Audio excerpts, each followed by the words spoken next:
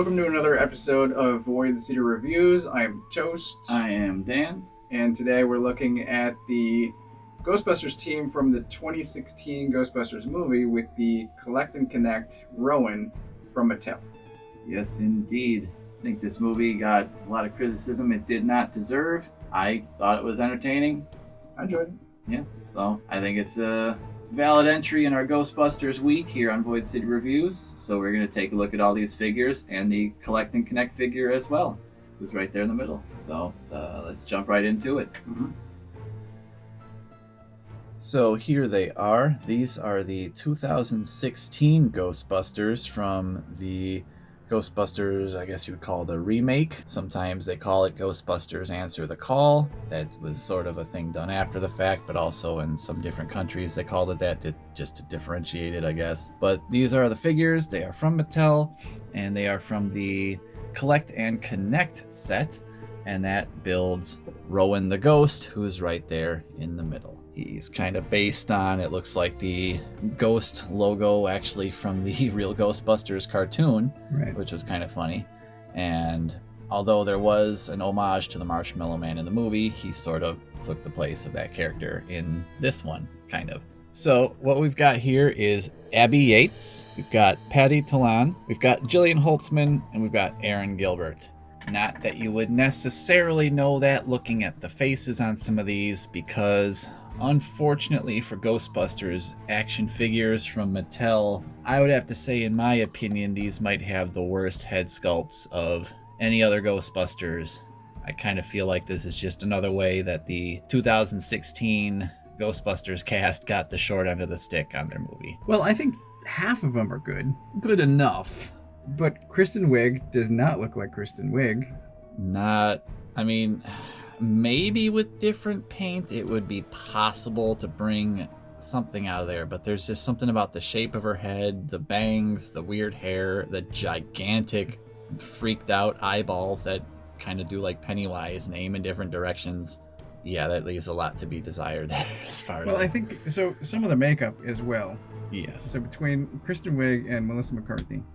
There we go. Yeah, and the glasses aren't helping either. They kind of give her... Well, from a distance, she looked better. And Yeah. Then I brought her up close, and Yeah. now she looks less good. Yeah, that just weird pink lipstick. I don't know, even her hair paint looks a little bit strange up at the hairline there. I mean, it's not a terrible sculpt. It just looks like they didn't put any effort into painting these. And those glasses could have been, The I think, glasses better, are unfortunate. better made. But the other two I don't have a problem with. And There's Patty up close. oh, I didn't notice the hair color. Yes, there's some kind of squiggles of paint on her hair there. That's Oh, because I was looking at her from this side. kind of strange how it's just sort of squiggled on that side there. I'll have to watch the movie again. I'm not really sure what that's supposed to be. Why there's just like lines of colors in her hair. But I think this is a better head. And Holtzman. And I like that they're all different shapes. Yes. They did not reuse a body for all four. That is good, because they were all different heights in the movie, too, so that would have been strange if they had done like some other sets where they just used one body for everybody. I think the best thing about this one is her hair. Oh, her hair's That one's- fantastic.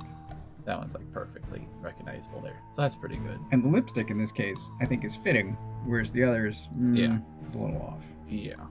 It does have the reflective lines from their uniforms. That's pretty cool, how it is actually a shiny, reflective surface. That's good. The belt has painted details on it. That's good. Strips are on their boots. They do have the name tags with their names actually on there. You can't see most of hers because it's behind her straps from her proton pack, but it's still there. They all have the same proton pack, same as most every other Ghostbuster figure, so that's what those look like. There's a there. little bit of paint in there. Yeah, a little bit. Some of the details brought out, like the lights. They could have used a little bit more, but Yeah. there's the wand for theirs. A lot of them are a little bit warped because they are very, very soft plastic. So again, that could be fixed with some hot water if you wanted to, Yeah. but they probably will still be kind of bendy because that's just the nature of what they're made out of.